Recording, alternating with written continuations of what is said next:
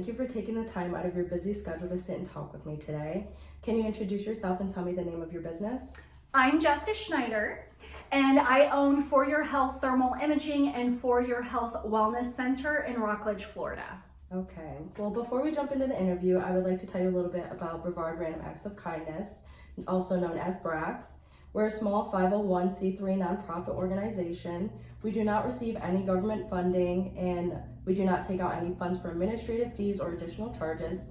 The money goes directly to an act of kindness and stays here locally. Our goal is to promote and spread kindness throughout our county. We believe that we can make a difference here in our community by performing random acts of kindness, one act at a time. We try to fill in the gaps and help out in ways that other organizations may not. For example, quarterly BRACS donates work boots and shoes to Daily Bread for those seeking work but may not have the needs. Brevard Random Acts of Kindness also offers a nominate someone option.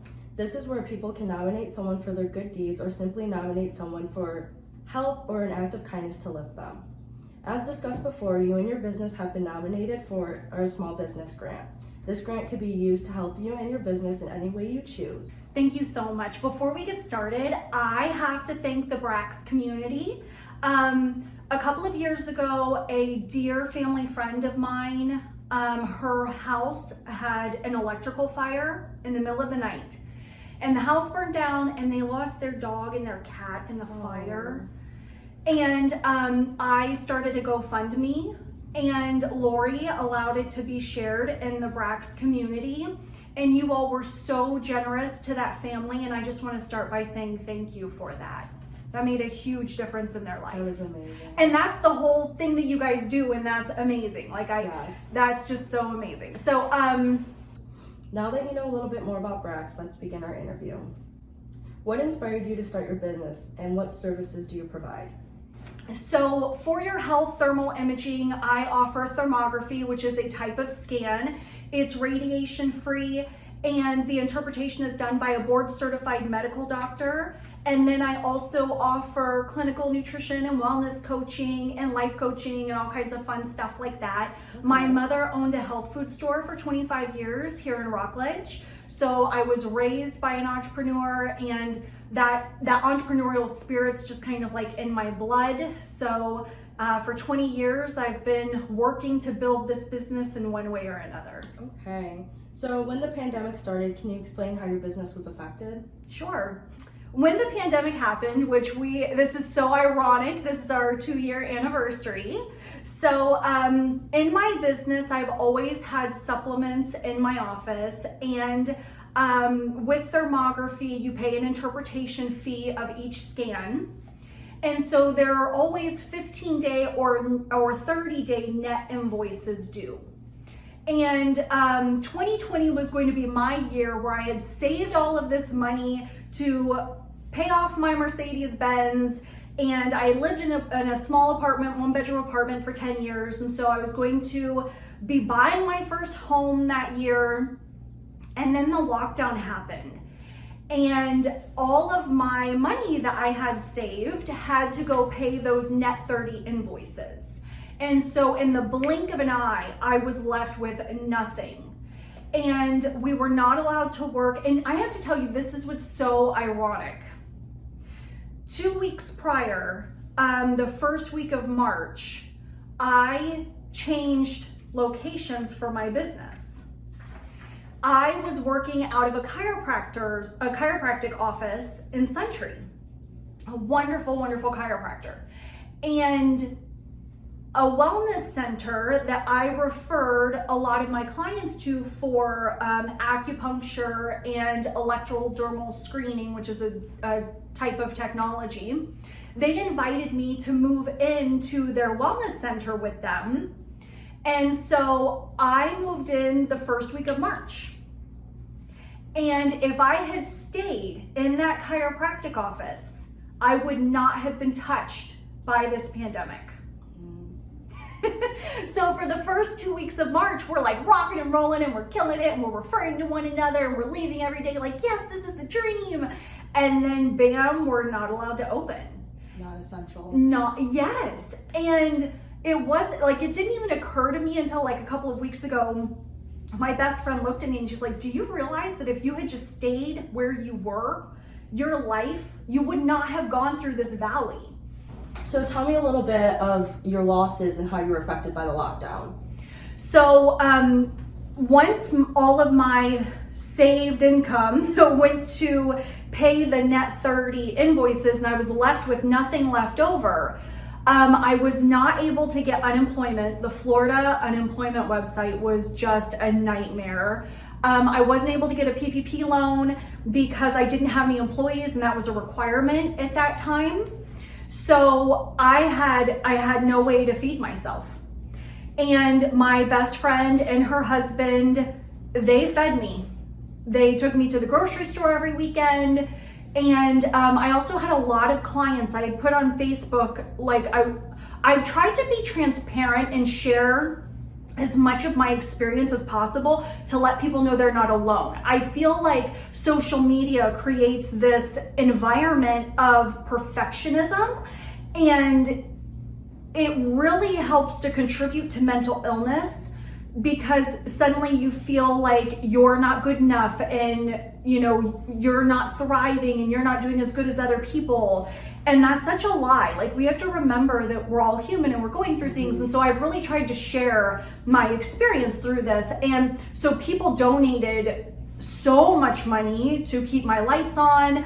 I would just like randomly go and check my mail, and there would be checks in the mail from people just saying like, here's some, grocery food, here's something to keep your lights on. Like, the community has just been outstanding, and I'm so thankful.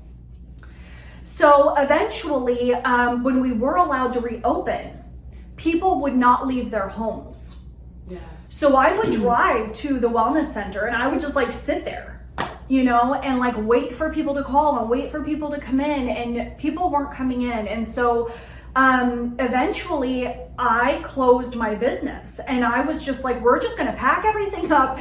And Lord, I can't keep I just need to go to neutral and see where you show me to go next. Yes. And in the valleys is really where like the flowers grow, and you really learn your strength and build your muscle in that season. And so if I went through this season to draw closer to the Lord and be able to help other people, then it's all for His glory. And I'm just thankful I made it to the other side. Because it was really scary. The isolation, not knowing if I was going to have a place to live. I would walk outside of my apartment door, and there would be eviction notices on my door. And, people were like, oh my gosh, people are scamming the system and they're getting so much money and this and that. Well, there were people like me that I couldn't get government assistance to save my life. Like, it was such a struggle, and it was so scary not knowing if I was going to be homeless. And so eventually, I just gave this business to the Lord. And I said, if this is your will for my life, you will make a way. And the woman next door, her name is Karen Walsh. She does lymphatic drainage. She is fantastic. We've referred to one another for years. And out of the blue on Facebook one morning, she messaged me and said, the space next to me has been empty for a couple of years. You should see if the landlord will cut you a deal. Well, my mom owned a health food store across the street, so I was familiar with this location. Rockledge High is right behind me. So I grew up in this area. Okay. So I came and I met with the landlord, and I did a walkthrough. I had no money. I had no money. Like, we're 8 months, no income, right? I am surviving off of people giving me donations for food. So I asked the landlord if he would give me a discount for first, last, and deposit. And he said, it's not personal, it's business. No. And I said, okay, well, I want the space. And I went home and I was like, Lord, I don't have the money for first, last, and deposit. What am I doing? And then 3 weeks went by and I did not hear from him. Oh, goodness. And so I was like, here I had just gotten so excited. I was starting to dream again, envision this place as my wellness center. And then I don't hear from this guy. And so on a Friday morning, he calls me and he says, I didn't forget about you. I had surgery. And if you want to come in today at 3 o'clock, I've drawn up your lease and you can have your key. I didn't have the money for first, last, and deposit. Poker face, I was like, no problem at all. I will be there, right? And so I hang up the phone and I'm sitting there and I'm just like, Jesus, like, what are we doing? And I felt so strongly in my spirit, go check your mailbox.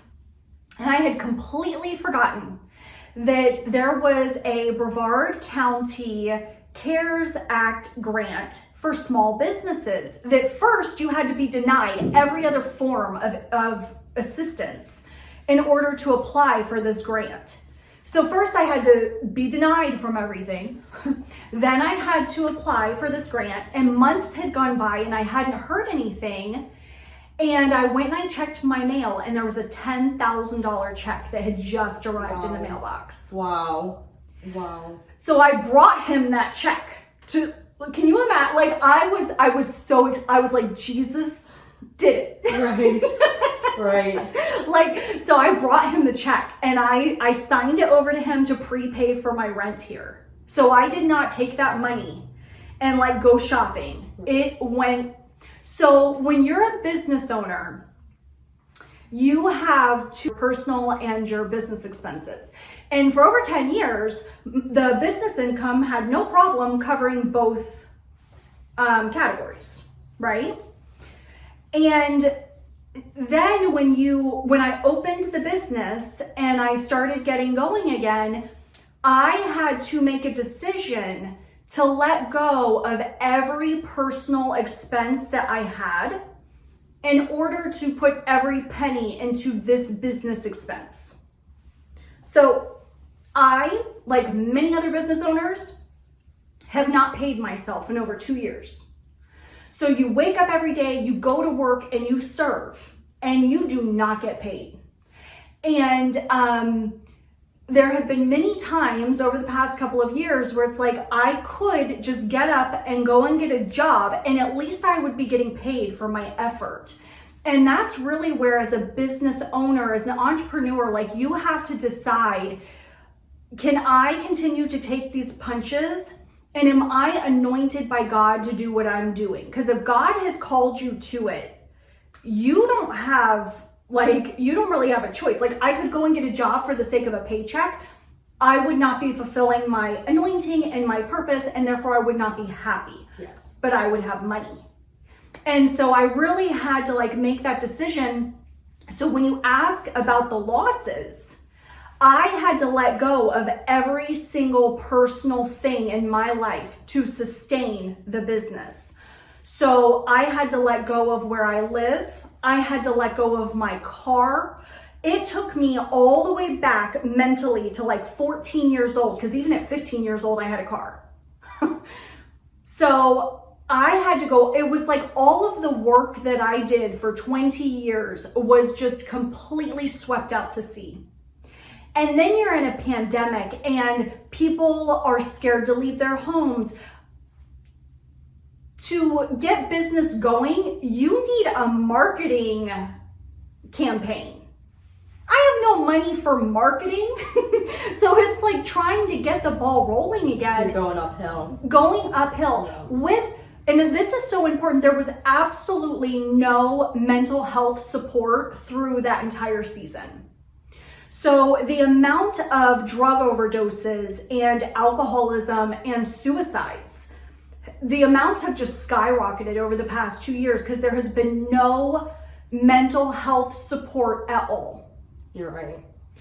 So trying to like rebuild a business and get things going again, and knowing I've lost it's really, you have to apply everybody has their struggles and their storms, and you have to know how to apply your faith. Mm-hmm. So I'm showing up every day and I'm putting in the effort and I'm working so hard to rebuild this baby that at any moment, what if the government says you're not essential and you're out again, and I'm out again?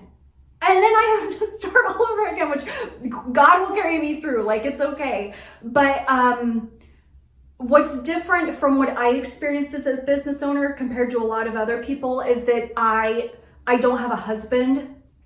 So a lot of my friends who are business owners, they were able to then just shift and depend on their spouse's income.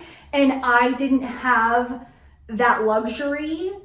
And so I lost my home. My best friend and her husband moved from a 1-bedroom apartment to a 2-bedroom apartment so that I have a place to live, because they sat me down and they were like, your basic needs of having a home and food have been completely threatened.